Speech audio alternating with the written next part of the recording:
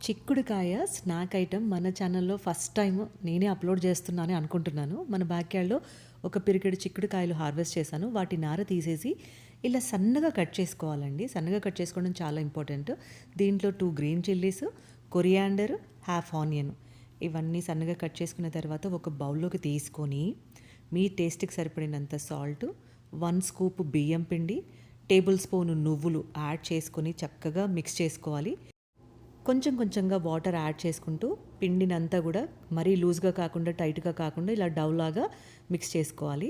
ఇప్పుడు ఒక కవర్ పైన కాస్త ఆయిల్ రాసేసుకొని మీకు నచ్చిన క్వాంటిటీ తీసుకొని ఫింగర్స్తో ట్యాప్ చేస్తూ స్ప్రెడ్ చేసుకొని మీడియం హీట్ ఎక్కిన ఆయిల్లో ఈ చిక్కుడుకాయ అప్పాలని కాల్చుకోవాలన్నమాట, ఎర్రగా అయ్యేంత వరకు. ఇవి 2 నుండి 3 రోజులు నిల్వ ఉంటాయి. టేస్ట్ అద్భుతంగా ఉంటుంది. మీరు కూడా ట్రై చేయండి.